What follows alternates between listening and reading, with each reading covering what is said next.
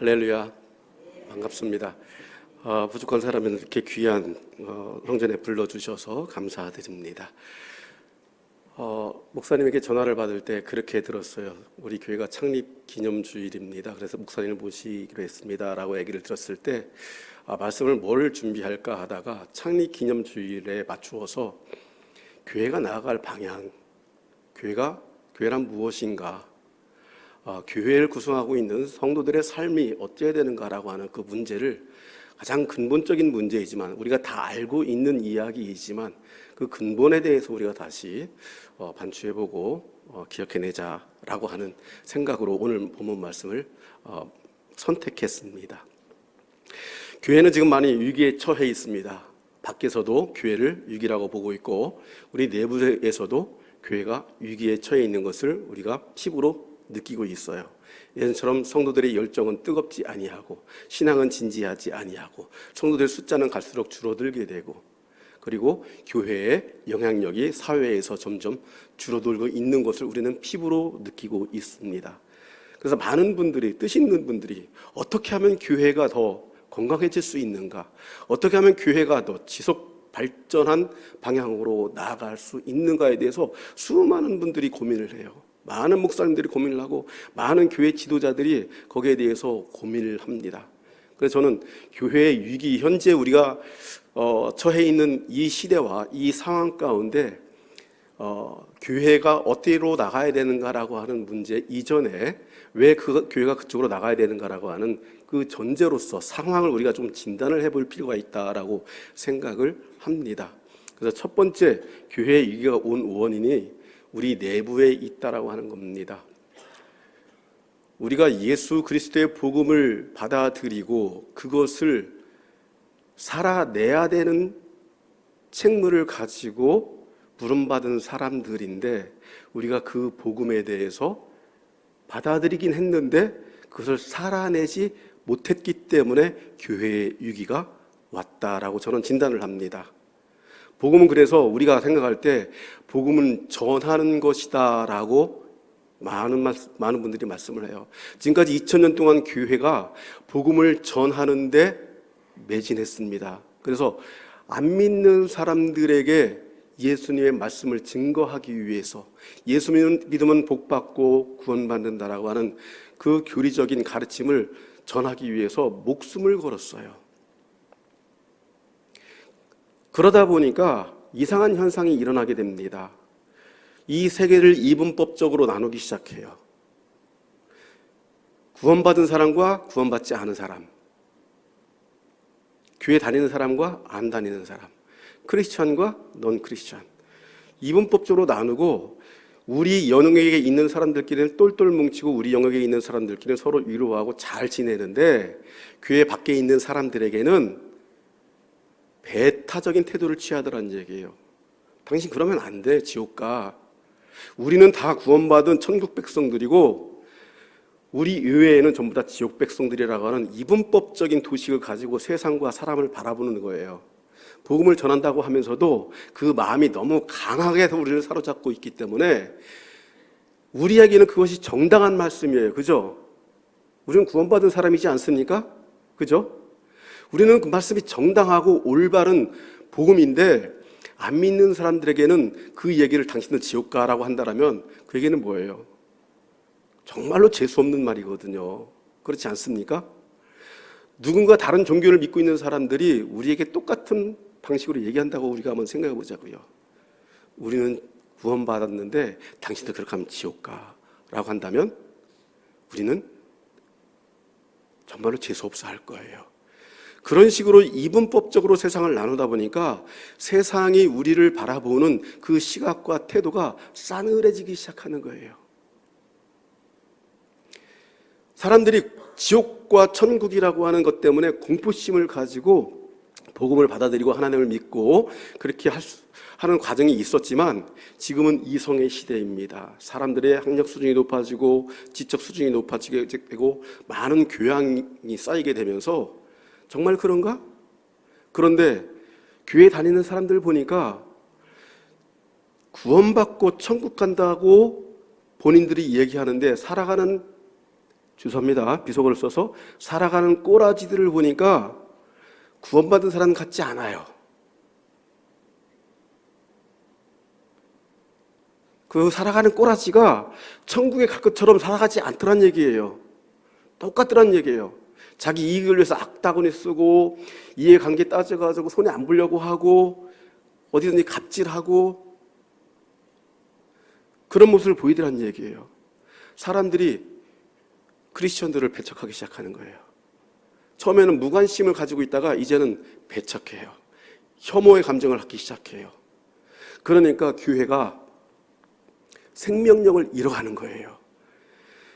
죄로 더럽혀진 이 세상의 교회와 크리스천들이 생명을 가지고 생명을 발화시켜서 썩어 문드러져 가고 있는 그 세상의 그리스도의 복음으로 변화시키는 생명력, 그 힘을 가지고 세상에서 힘을 발휘해야 되는데 전혀 생명력이 없어요. 역동성도 없고 힘도 없어요. 사람들이 무시를 하는 거예요. 이것이 교회가 비전을 잃어버리고 죽어가고 있는 내적 요소입니다. 내적인 원인 중에 하나예요. 두 번째, 이거는 내적인 요소보다 더 심각한 외적인 요소가 지금 우리에게 쓰나미처럼 몰려오고 있는데 이게 뭐냐면 영지주의입니다. 기독교를 가장 위협했던 초대교회부터 기독교를 가장 위협했던 이 하나의 사상이 있었는데 그게 바로 영지주의예요. 물론 영지주의가 초대 기독교 이전부터가 계속 아테네 그리스 철학에서부터 없었던 건 아닙니다. 있었지만 특별히 초대 교회를 예수님의 복음을 위협했던 그 영지주의 중 하나가 뭐냐면은 이 마르시온이라고 하는 사람이 예수님에 대해서 영지주의적 해석을 하기 시작합니다. 이분법적으로 세상을 바라보니까 뭘로 보여요? 영혼과 육체로 나누어 버립니다. 육체는 나이가 들면 병들어요. 연약해져요. 죽어요. 그 죽은 육체가 썩어지는 것을 경험합니다. 그러니까 고대 아테네 철학에서는 그 육신이 부정한 것, 더러운 것, 일시적인 것 이런 것으로 보기 시작했어요. 제일 처음에 누가요? 플라톤이라고 하는 사람이요. 그러다 보니까 그런 참된 본질은 어디 있느냐? 변하지 않는 고정불변의 어떤 참 진리는 어디에 있느냐? 육체는 썩어지고 바위돌도 깨지고 부서지게 되고 쇠도 녹슬어지게 그런데 이 세상에 우리가 경험하는 물질적인 세계는 전부 다 부패한 것이다. 썩어질 수밖에 없다. 그럼 참된 것이 어디 있느냐? 본질적인 것이 어디 있느냐? 이데아라고 얘기했습니다. 인간의 정신이라고. 이성이 바로 이데아라고 봤던 거예요. 근데 이 마르시온이라는 사람이 그것을 받아가지고 맞아. 믿음도 우리의 신앙도 결국은 육체가 아니고 썩어지지 않는 그 이데아라고 하는 것이 본질이고 우리의 영혼이 본질이야라고 하는 그런 이야기를 하기 시작합니다. 그런 시각으로 믿음을 바라보기 시작하니까 예수님도 육체를 가지고 이 땅에 오셨기 때문에 그 예수님을 온전한 본질적인 영적 존재로 볼 수가 있겠습니까? 아니에요. 예수님을 부정하는 거예요. 예수님은 인정하는데 육체로 오신 예수님을 부정하게 되고 이분은 정말로 진짜 예수님이 아니야. 진짜 예수님은 영으로 오시는 예수님이고 이 육체로 오신 예수님은 부정해요. 육체로 오신 예수님을 부정하게 되면 어떤 사건이 일어나는 줄 아세요? 기독교의 가장 근본이고 뿌리인 십자가의 구원의 은혜가 사라져버리는 거예요. 십자가를 지시고 구원의 은총을 베푸신 분은 예수님인데 그 육체가 없는 예수님은 십자가를 진 예수님의 그 의미가 신학적인 고백이 사라져버린다는 얘기예요.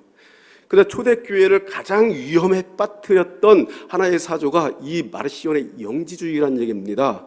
그래서 우리는 지금 이단 사상이 지금만 막 들끓고 있고 이반이나 이런 사람들 지금만 들끓고 있는 것처럼 보였는데 지금의 우리가 믿고 있는 이 믿음의 흐름들이 초대교회의 믿음의 선조들로부터 엄청난 박해 속에서 외부적으로 엄청난 박해를 받고 내부적으로는 그 이단적인 사상과 엄청난 싸움을 하면서 그 예수님의 가르침과 십자가의 은혜를 여기까지 우리가 가지고 왔다는 얘기예요.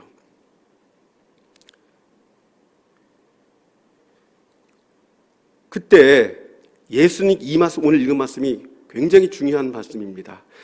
이 말씀을 우리가 다시 한번 보게 되면 이 말씀의 주제는 뭐냐면은 영생이에요. 영생, 구원을 받는 것입니다. 예수님께서 58절에 이것은 하늘에서 내려온 떡이니 조상들이 먹고도 죽은 그것과 같지 아니하여 이 떡을 먹는 자는 영원히 살리라. 예수님을 먹는 자들이라고 했어요. 예수님 자기 자신을 떡이라고 말씀하셨습니다. I am bread라고 했어요. 근데 이 떡을 먹고 마시는 자들이라고 표현했을 때 초대교회 많은 이단 사상가들과 많은 유대적 지도자들이 이 말씀을 문자적으로 받아서 뭐라고 얘기했냐면 너의 살과 피를 우리가 어떻게 먹느냐. 고대 풍습 가운데 식인 풍습이 있었어요. 오르페우스교 같은 그 광적인 신을 섬기는 그 집단들은 사람의 몸을 실제로 먹었다라고 하는 기록도 나옵니다. 그러다 보니까 예수님이 나의 살과 피를 먹어라라고 했을 때 그런 식인 풍습의 하나로서 이 사람들은 오해했다는 얘기입니다. 너 이상한 말 한다? 우리가 어떤 식인에 대해서 네 살과 피를 먹으란 얘기야? 유대의 지도자들이 이렇게 받아들였다는 얘기예요. 그런데 예수님 뭡니까? 비유로 말씀하셨다는 얘기예요. 그래서 성경은 비유와 상징으로 말씀하십니다. 문학적인 표현으로 말씀하셔요. 그래서 성경을 문자적으로 읽게 되면 큰일 나게 되는 거예요. 역사적 맥락과 상징을 통해서 예수님 주님께서 어떤 메시지를 전하신가를 정확하게 알아야 되는데 문자적으로 읽게 되면 유대인들이 말하는 것처럼 야, 우리가 어떻게 사람의 몸과 살을 피를 먹을 수 있겠느냐 이런 얘기가 나오는 겁니다. 근데 예수님께서는 그런 오해를 받으실 만한 식인 풍습의 오해를 받을 만한 그런 상황이었음에도 불구하고 왜 내 살과 피를 먹으라고 비유적으로 말씀하셨을까요? 우리가 생각할 때 우리의 믿음은 영적이어야 된다. 우리는 죽어서 영원히 하늘나라에 간다라고 믿어요. 맞아요. 그 고백이 사실입니다. 그런데 주님께서 우리에게 말씀하실 때는 비유적으로 말씀하시는데 내 살과 피를 뭐라고 하는 것은 우리의 모든 존재는 영혼에만 있는 것이 아니고 지금 여기에 있는 내 몸과 살에 함께 있다라고 하는 겁니다. 그래서 성경에서 영혼이라고 하는 말을 보게 되면 특별히 구약 성경의 그 영혼이란 말과 신약 성경의 영혼이란 말이 맥락상 같은 말이에요. 구약 성경에서는 사람의 몸과 영혼을 분리시켜서 말하지 않습니다. 하나님의 말씀은 사람의 영혼과 육체를 분리시켜서 이원론적으로 바라보지 않는다는 얘기예요. 그것을 뭐라고 하냐면 전인적 인간이라고 그래요. 전인적 인간. 분리되지 않은 전체 인간. 그래서 구원이라는 말을 할 때는 영과 육체가 온전히 함께 구원함에 이르는 것을 구원이라고 하는 것이지 특별히 우리 영혼만 이 세상의 모든 현실적인 삶이 부정되고 영혼만 하늘나라에 가는 것을 구원이라고 하지 않는다는 얘기입니다. 영혼 구원이라는 말이 신약 성경에 딱 3번 나와요. 3번 나오는데 그 3번조차도 영혼 구원이라고 쓰고 있지만 그 맥락을 보게 되면 인간의 몸과 삶이 온전히 함께 구원받는다라고 하는 그런 맥락에서 영혼 구원이라는 말을 쓰고 있습니다. 근데 왜 예수님은 살과 피라고 하는 말씀을 하셨을까요? 살과 피에는 뭐가 없어요? 관념과 추상과 초월성이 없는 겁니다. 우리의 영혼은 초월성과 관념과 추상이 있어요. 그래서 이 땅의 삶을 부정하고도 존재가 가능한 것이 영혼입니다. 하지만 우리의 몸, 살과 피는 이 땅의 현실을 부정하지 못하는 것입니다. 관념과 추상이 아니고 감각적 경험이 바로 우리의 살과 피에 있는 것입니다. 예수님의 몸 가운데 있는 감각적 경험을 통해서 우리가 구원에 이를 수 있다고 말씀하시는 거예요. 만져지고 느껴지는 그 실제, 그것이 예수님의 몸과 살이라는 얘기죠.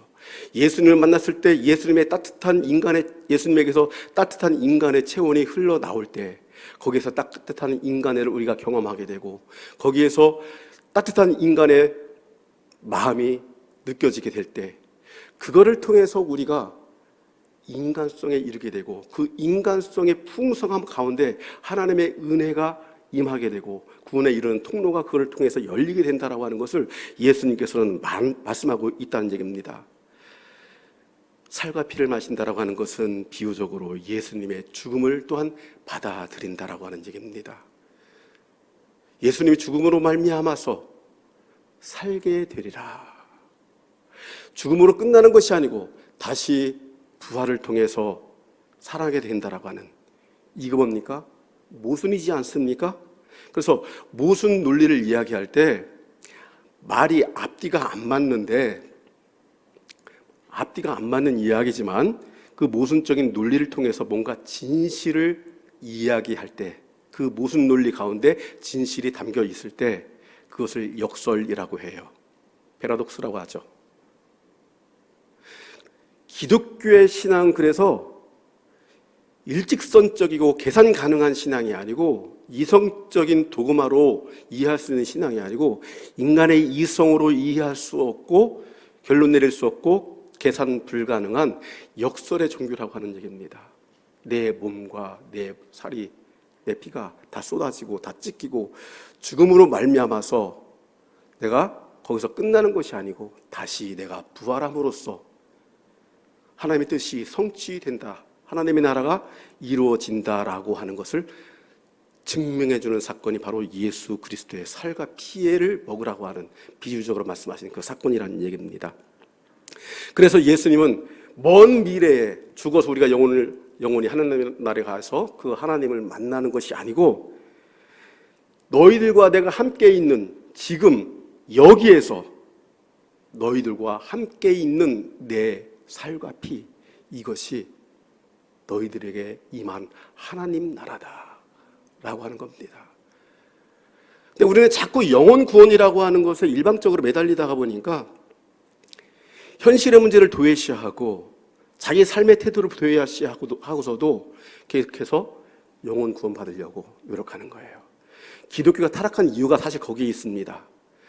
도덕적으로 불결하고 도덕적으로 나쁜 짓을 하면서 살아간 권력자들, 많은 사람들을 학살하고 많은 사람들을 총칼로 죽이고 짓밟았던 이 권력자들이 하나님의 이름으로, 예수의 이름으로 예수만 믿고 예수님을 고백하게 되면 구원받는다라고 하는 이 교리와 이 믿음 때문에 이 땅에 크리스천들이 나쁜 짓을 하면서도 잘못된 구원의식에 빠져 있는 겁니다.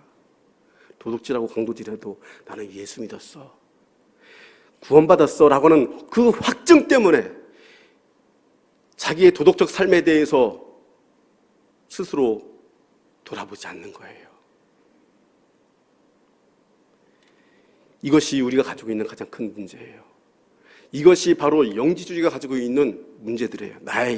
중요한 것은 내 현실의 어떤 도덕적 삶이나 윤리적 삶이 아니고 내 영혼의 구원에 관한 문제이기 때문에 이 땅의 사건과 이 땅에서 일어나는 사건과 이 땅에서 살아가는 내 삶의 태도와 전혀 무관하게 내 영혼은 구원받았어, 내 영혼은 하나님 나라에 가게 될 것이야 라고 하는 그 잘못된 확신에 빠져서 살아간다는 얘기입니다. 이것이 우리의 문제예요. 그런데 이것이 영지주의적인 문제가 현대사회에 와가지고 더 심한 상태에 빠져들고 있어요. 20세기에 들어가가지고 많은 미디어들이 쏟아지기 시작합니다. 라디오, 텔레비전, 요즘은 뭡니까? 인터넷을 통해서 유튜브 많이 쏟아져요. 그죠?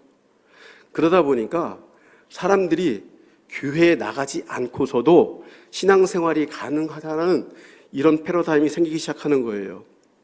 근데 저는 기독교 방송이 저를 별로 좋아하지 않습니다. 저는 기독교 방송을 많이 비판하는 사람이기 때문에. 왜 그러냐? 기독교 방송에서 하는 것들이 어떤 걸 해요?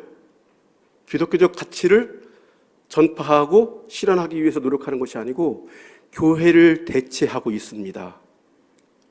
교회가 하는 일이 뭐예요? 1차적으로 예배죠. 그죠? 예배를 구성하는 요소들이 뭡니까? 기도와 찬양과 설교. 예배를 구성하는 이 요소들을 기독교 방송에 다 합니다.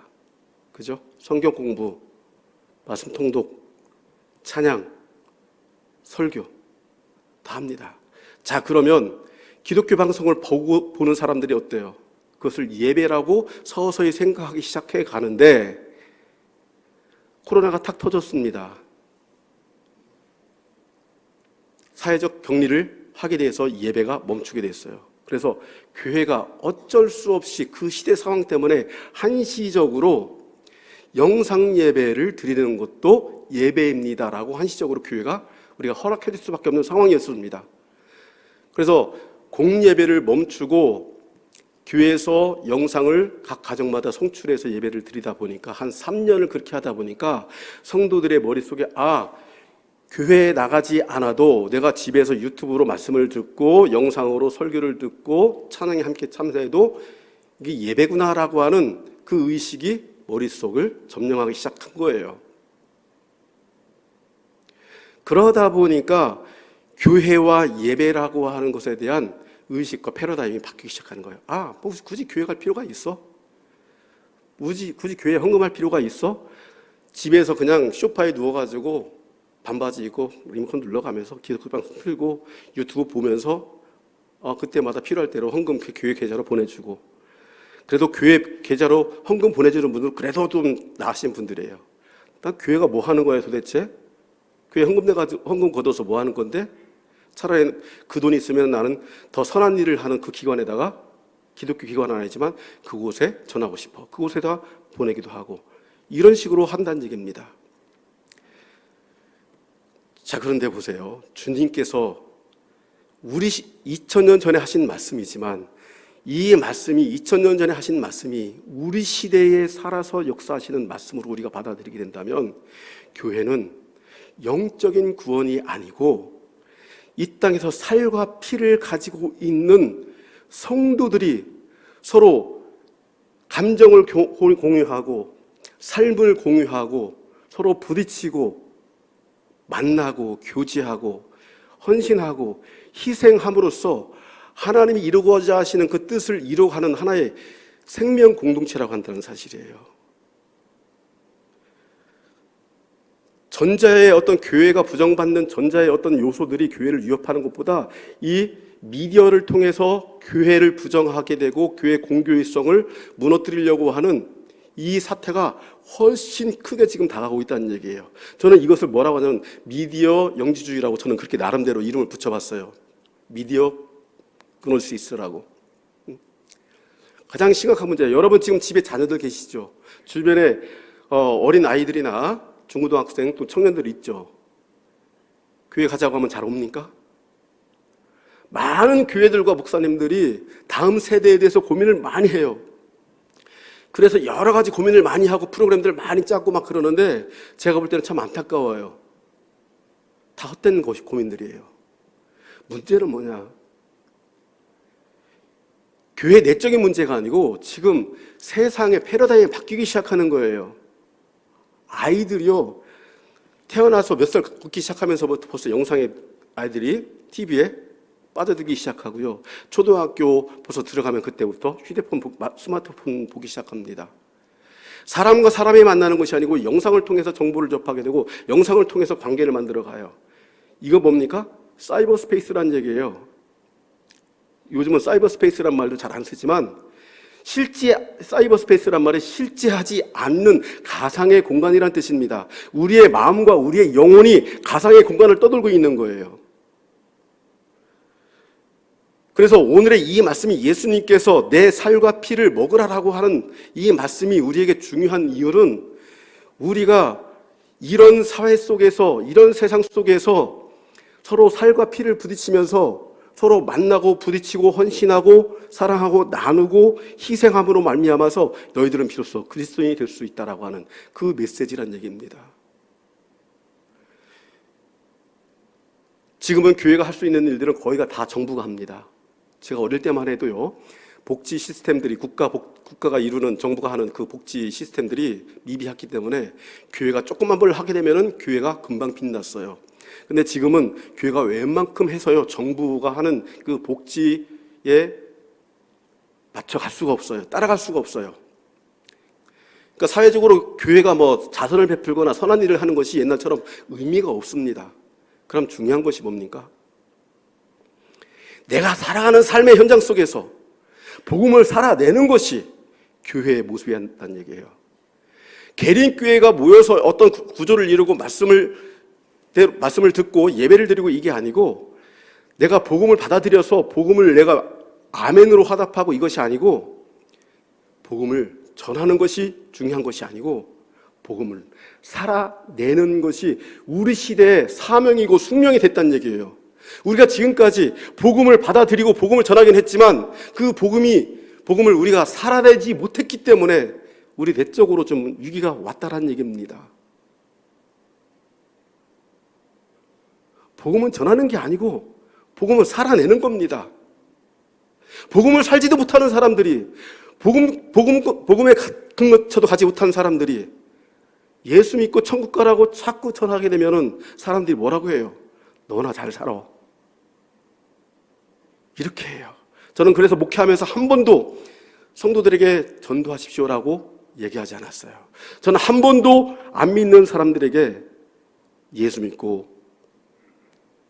천국 가십시오, 교회 나오십시오, 그런 얘기 하지 않았습니다. 저는 시골에서 목회를 한 8년 했는데요, 목회할 때마다 저는 동네 나갈 때마다 반바지 입고 슬리퍼 끌고 털털하게 동네 아저씨처럼 나갔어요. 경로당에 가서 할머니들하고 겨울에는 같이 고스톱 치고, 할머니 너무 좋아해요. 이번 목사님은 다르네. 딴 양반은 맨날 넥타이 입고 옷 깨끗하게 입고 왔는데 이 목사님은 털털하네. 난 처음에 털털하는 말을 흉보는 건 줄 알았는데 나중에 알고 보니까 소박하다 칭찬이더라고요. 저는 농사철 되면 교회에 있지 않고 늘 일터에 나가서 일을 해줬습니다. 사람 일손을 구하기가 어려워요. 농촌에는. 가서 일을 해줬습니다. 하루는 이 집, 하루는 이 집, 하루는 이 집. 처음에는 사람들이 긴장을 해요. 이 사람이 레퍼토리가 많아잖아요. 이 사람이 이렇게 할 때는 뭔가 이유가 있기 때문에, 그 다음 단계는 뭐예요? 교회 나오라는 거. 레퍼토리가 뻔한 거예요. 긴장을 해요. 근데 1년 지나고 2년 지났는데 이 사람들이 의욕을 갖기 시작하는 거예요. 이 사람은 이 얘기 할 때가 됐는데 왜 이 얘기를 안 하지? 우리 성도들이 하는 얘기 그거예요. 목사님이 그 얘기 할 때가 됐는데 안 한다고 경로당에서 얘기를 하더래요. 무슨 얘기요? 교회 나오라고. 근데 저는 한 번도 8년 동안에 있으면서 교회 나오라는 소리를 안 했는데, 제가 교회를 떠나오던 회 동네 사람들이 다 몰려와가지고 하는 얘기가, 목사님 조금만 더 계셨으면 제가 교회 나갈 뻔했는데. 교회 나오라고 안 해가지고 너무 좋았다. 목사님이 너무 편했다. 그런데요, 제 목회 패러다임이 뭐였었냐면, 마을 사람들을 교회에 데려와서 우리 교회를 만드는 것이 제 목회 사명이야 목적으로 삼지 않았어요. 절대로. 거꾸로 마을을 교회화 시켜보자. 마을 사람들의 교인화 시키는 것이 아니고 마을을 교회화 시키자. 마을을 복음화 시키자.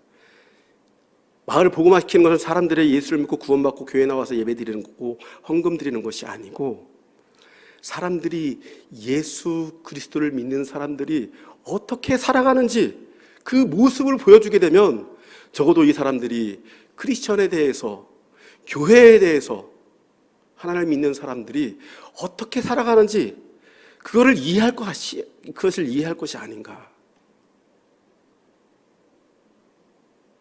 제 후임 목사님한테 그 얘기를 당부를 하고 왔어요. 목사님, 절대 한 가지만 딱 부탁할 테니까 절대 전도하지 마세요.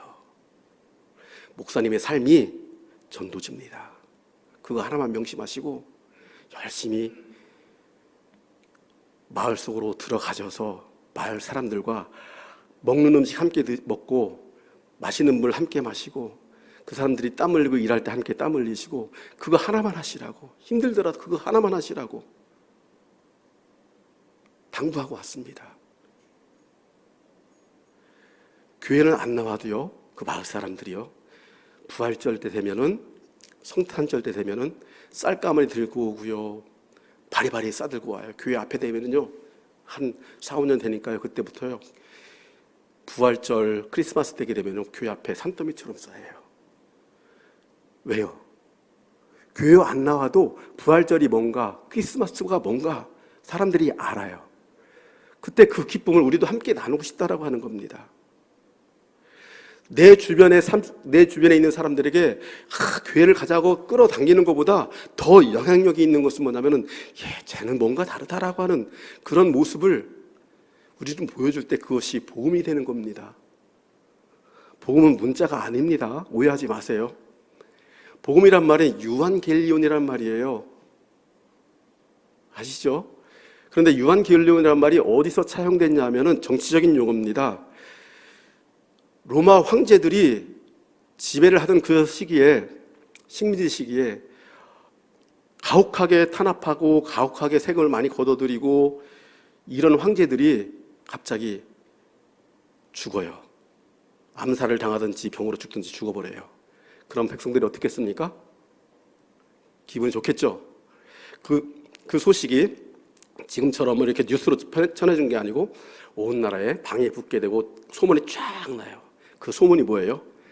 그게 유한겔리온이에요. 저 나쁜 놈이 헤롯이 죽었대. 그게 유한겔리온이에요. 야, 이번에 새 왕이 등극했는데 그 왕이 누구냐면은 정말로 착하고 백성들의 눈물을 알아주는 그 왕이래. 그 소문이 유한겔리온이에요. 그리고 전쟁터에서 나갔던 우리 군사들이 전쟁에서 승리했대. 그 전쟁터에서 들려오는 그 승전보가 유한겔리온이란 말이에요. 그래서 예수님의 그 복음을 유한겔리온이라고 한 말을 차용해서 쓴 거예요. 왜요? 당시 유대 땅의 유대 지도자들은, 유대적 종교는 율법을 통해서 그것을 강하게 지키는 사람들과 지키지 않는 사람들을 이분법적으로 분리해놓고 지키지 않는 사람들 암하레츠, 땅의 사람들, 죄인들이라고 비난했습니다. 근데 예수님의 만난 사람들은 전부 다 그 아마레치들이었었어요. 땅의 사람들이었습니다. 죄인이라고 유대인들에게 지목받고 용서받을 수 없는 나쁜 놈이라고 비판받던 그런 사람들이었다는 얘기예요. 그 사람들에게 예수님께서 스스로 뭐가 되셨습니까? 함께 먹고 마시고 함께 잠자고 함께 붙들고 울고. 여러분, 예수님이 살았던 그 땅, 갈릴리 땅은 부자들의 동네가 아니었습니다. 가난한 동네였습니다. 그곳에서 문둥병 걸려서 살이 썩어 문드러져가는 그 썩은 냄새를 맡으면서 그들의 몸에 손을 얹었습니다. 유대의 율법으로 보게 되면은 그 유출병 걸린 사람들, 하혈하는 사람들, 문둥병 걸린 사람들은 더러운 사람들, 하나님으로부터 저주받은 사람들이라고 해가지고 감히 제사장들 손을 대지 않았습니다. 그것이 바로 유대인들의 정결 예식이었었어요. 그런데 예수님은 그 유대인들의 정결 예식을 과감하게 깨뜨려 버리시고 그곳에 가셔서 그들에게, 문둥병 걸린 사람들의 피고름 나는 그 딱정이 앉은 그 몸에 손을 얹으시고 그들을 어루만져 주시고 닦아주셨다는 얘기예요. 그들에게 식사를 나누시면서, 그들의 밥이 좋은 밥이었겠습니까? 거칠고 냄새나는 그런 더러운 밥이었다는 얘기입니다. 그 밥을 함께 드셨다는 얘기예요. 그래서 나는 살과 피다라고 말씀하셨을 때, 가난하고 고통받는 사람들에게, 먹을 것이 없는 사람들에게 내 몸을 주어서 먹게 하겠다. 이 얘기는 뭐냐면은 내 살과 피로써 너희들에게 고통받는 삶의 현장 속에서 내가 너희들과 함께 현실적으로 거하겠다라는 얘기입니다. 아까 말씀드렸다시피 우리는 그렇게 고백할 수 있어야 됩니다. 하나님의 영은 우리를 초월해서 하늘나라에서를 내려보다 보시는 초월적인 영이 아니고 예수님의 육신을 통해서 지금 여기에 우리와 함께 하시는 영이다. 이것이 우리의 예수님을 향한 고백이 되어야 된다는 얘기입니다. 우리 한 번만 따라해 보겠습니다. 지금 여기에 우리와 함께 하시는 예수님. 그 예수님 어디 있습니까? 우리 앞뒤 사람, 옆 사람 이렇게 한번 보세요. 피와 살을 가지고 있는 지금 여기에 나와 함께 하시는 예수님이 우리 옆에 있다는 얘기입니다. 내 옆에 계신 그 예수님, 살과 피를 가지고 그 예수님에 대해서 존중하고 아끼고 그를 위해서 내가 살과 피를 내줄 정도로 희생하고 헌신할 수 있을 때 비로소 예수님의 복음이 내 안에서 살아서 역사할 수 있다는 얘기예요. 그 모습을 잃었기 때문에 교회가 지금 이 위기의 상황에 처해 있는 겁니다. 그 모습을 잃었기 때문에 지금 교회가 비난받고 사람들에게 욕을 먹고 있는 거란 얘기예요. 그것을 잃었기 때문에 교회가 지금 방향을 잃어버리고 있다는 얘기입니다. 여러분, 복음을 살아내시기 바랍니다. 복음을 살아내는 것은 두렵고 떨리는 일입니다. 내가 손해보는 일입니다. 내 이익을 포기해야 되는 일입니다. 여러분, 그것이 바로 복음을 살아내는 일입니다. 예수님께서 보여주셨잖아요. 나를 포기하고 내 피와 살을 다 찢고 쏟음으로써 십자가에 매달림으로써 타자를 향해서 내 생명을 던져 구원하는 것. 구원한다라고 하는 이 말이 헬라어 성경에 보니까 소조라고 그렇게 표현해요. 영혼의 구원이 아니에요. 위기에 빠진 사람들, 함정에 빠진 사람들, 어려움에 처한 사람들, 그 사람들 힘 있는 힘껏 당해서 힘을 통해서 그 사람들을 끌어올리는 것, 이것이 소조의 1차적인 의미예요.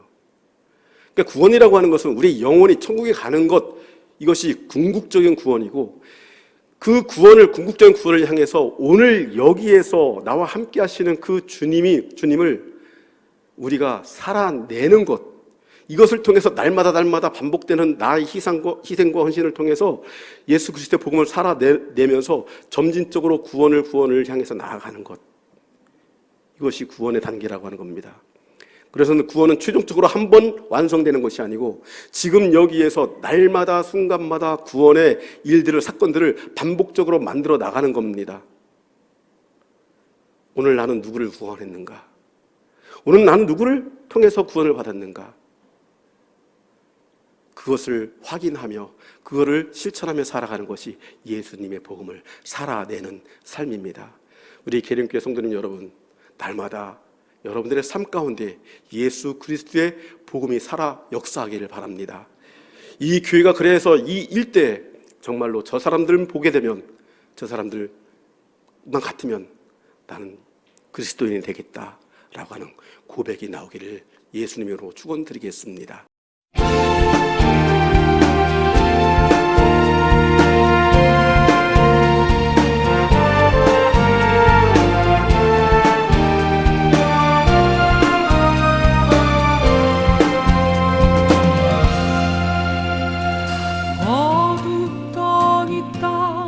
아침에 날아 복음의 새날을 열고 잠자던 영혼 흔들어 깨운 교회.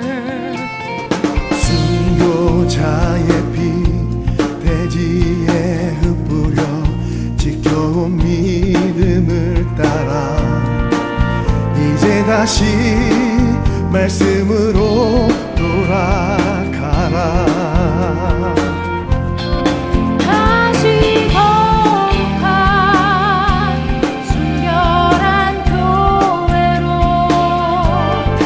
다시 거룩한 주님의 교회로, 다시 일어나 인종의 희망으로 다시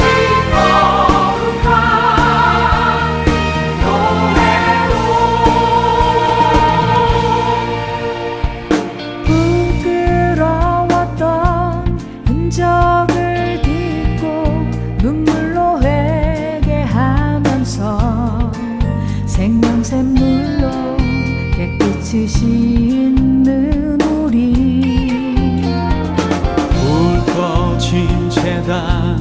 성령의 등불로 십자가 높이 밝히며 이제 다시 말씀으로 돌아가라.